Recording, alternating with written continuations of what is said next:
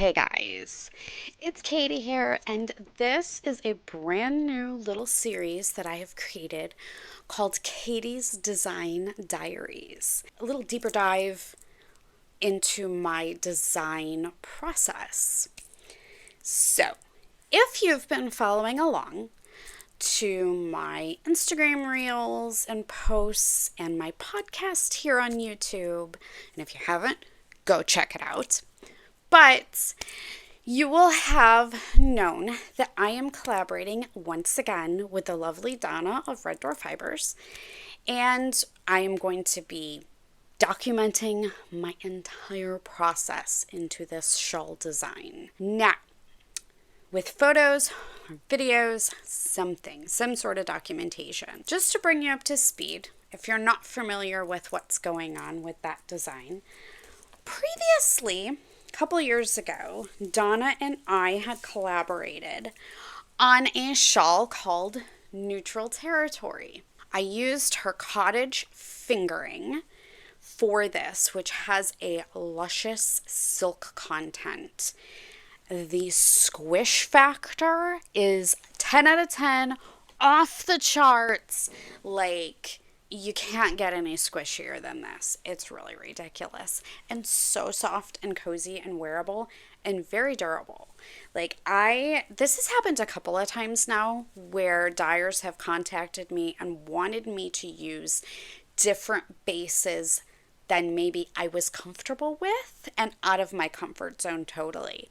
And I'll be honest, I was not thrilled, but I got this. She's like, just trust me. Just trust me. I got the cottage fingering in the mail and I was like, holy cow. Then I started knitting with it and I'm like, I need to hold this double. I wonder what it would do. And the squish, like I said, it's off the charts. It's crazy.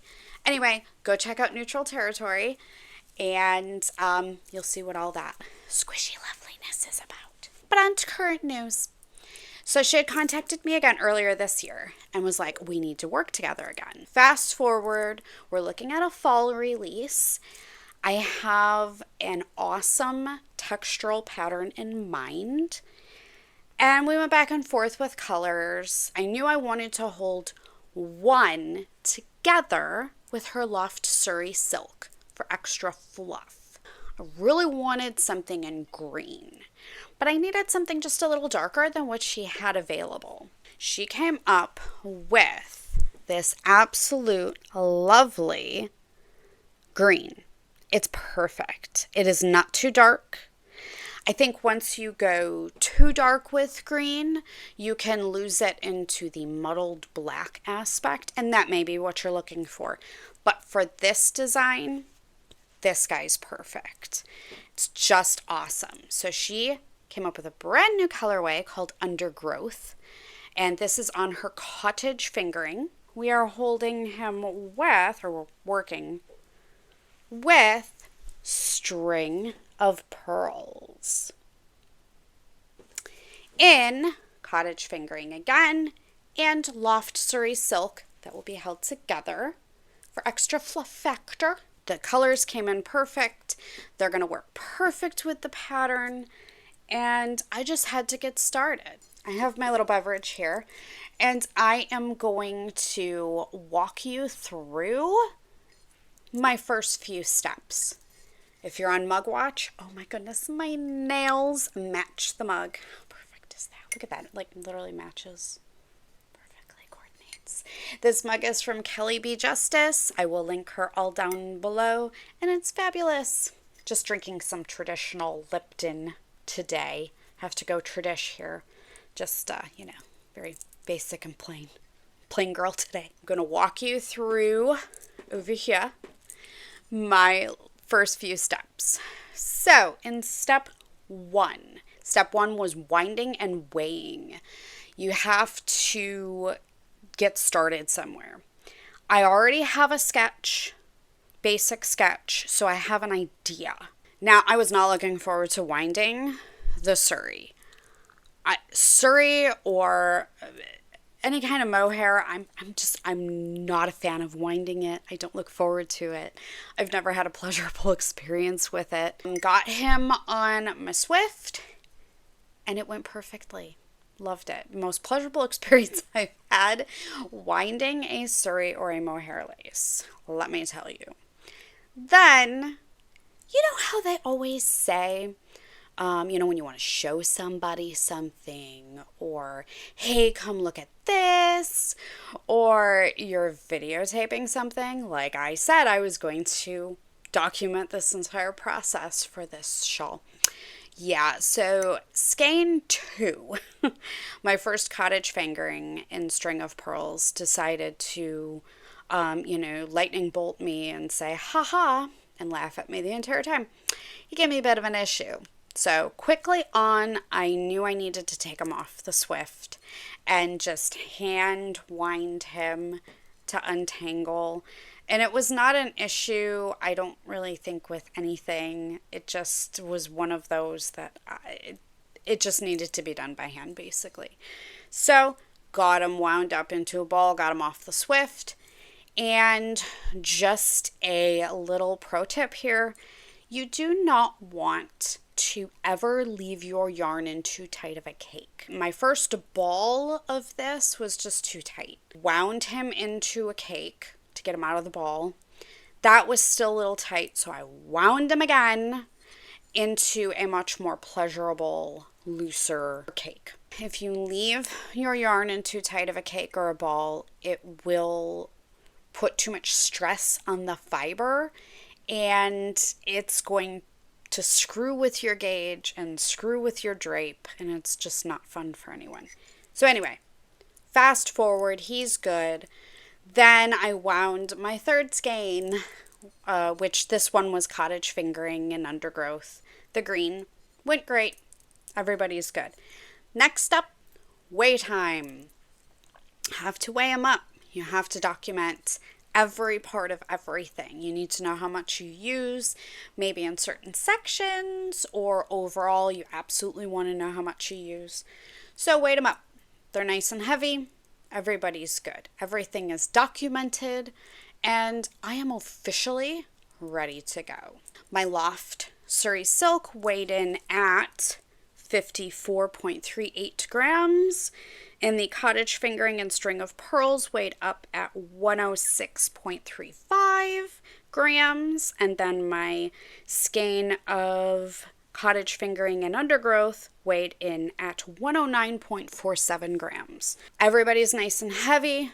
We're good to go. Total time spent weighing, only thanks to the trouble that the second skein or first skein of Cottage Fingering gave me in String of Pearls. Total time spent so far, 52 minutes. Step 2 is actually getting started. Sat down, brand new day, with my yarn, my needles, everything's good to go. I had previously worked with Cottage Fingering before, so I had an idea of how it performs. If you're not familiar with knitting with a silk, it is not going to act the same way a bouncy superwash will. It's going to be slightly denser. It's not going to have the give, but in the end, it blocks out like so much nicer and holds the block better. But working with it is a little different in the process, so you have to take that into account when choosing a needle size. You're not going to have as much relaxation and bounce factor as you do with a superwash. So taking all of that into account, I settled on a size, US size 4 needle, 3.5 millimeters. Swatched it up a little bit and I was good to go. Next up, I had to swatch some more. I had to swatch to see which color was going to be my background and which was going to be the texture on top. Now, I knew going into this that my Loft Surrey Silk and the Cottage Fingering held together was going to add extra fluff. Wasn't sure if I wanted that fluff on the background, if it would kind of drown out the texture on top, or if I wanted the fluff on top. But then I had to make sure that the fluff wasn't too much on top to drown out the background. In the end, I decided that the undergrowth or the green on the back looked much better. The undergrowth is going to be my background color, and the string of pearls is going to be my texture on top, complete with fluff. I already have an idea for the basic shape. It's going to be my triangular boomerang shaped shawl. I have designed many of these, so I have a basic setup down, cast on and setup. So I have those counts down. I have that process down. So I worked those up. But next up, I had to center that top texture. If you don't play with that and center it correctly, it's just going to be wonky. You're going to be splitting it and it's going to be off. So you have to take into account where you're increasing, where you're decreasing, how your shawl is growing.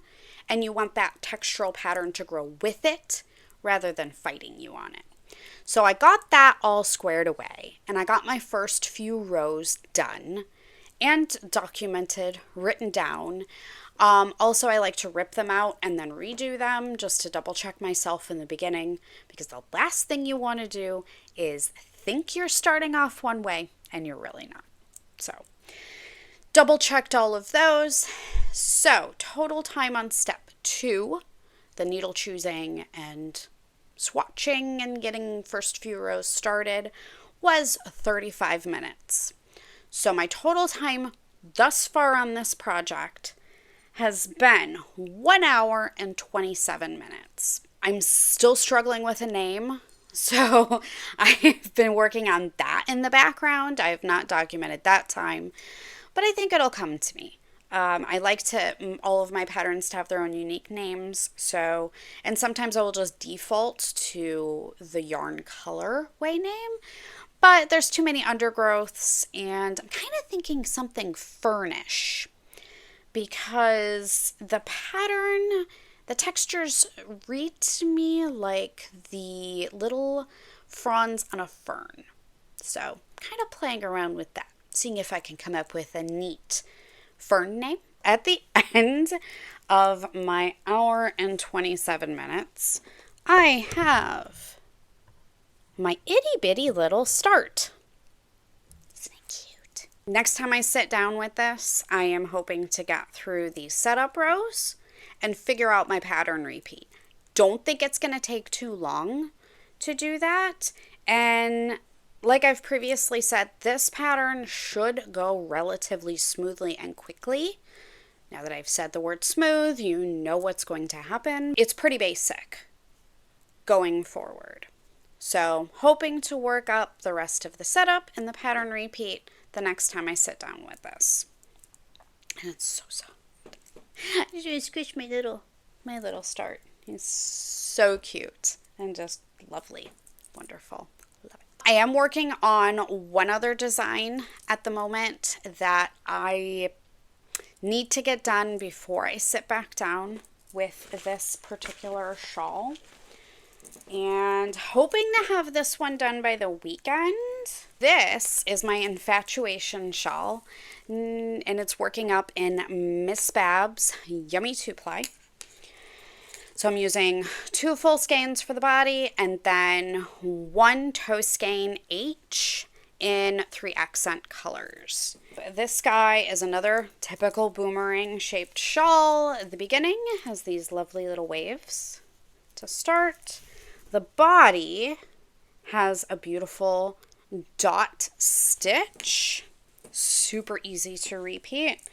And then here at the end, we are going to use some beautiful bubbles and some more waves. So, hoping to get this guy done by the weekend, maybe have him in testing by the end of next week, so then I can just go full bore on my Red Door Fiber shawl and get him done and out. I hope you enjoyed my little design diaries, my little look into my design process. Keep an eye out on my YouTube shorts and my Instagram reels for updates in the meantime, while you're waiting for a new design diary to drop. As always, if you liked this video, give it a like, drop me a comment, let me know how you think the design's going. Do you like the colors? Do you like where it may be going so far? Do you have questions about my design process? Let me know and I will get to those. Don't forget to subscribe and check out all of my other videos that I have on my channel.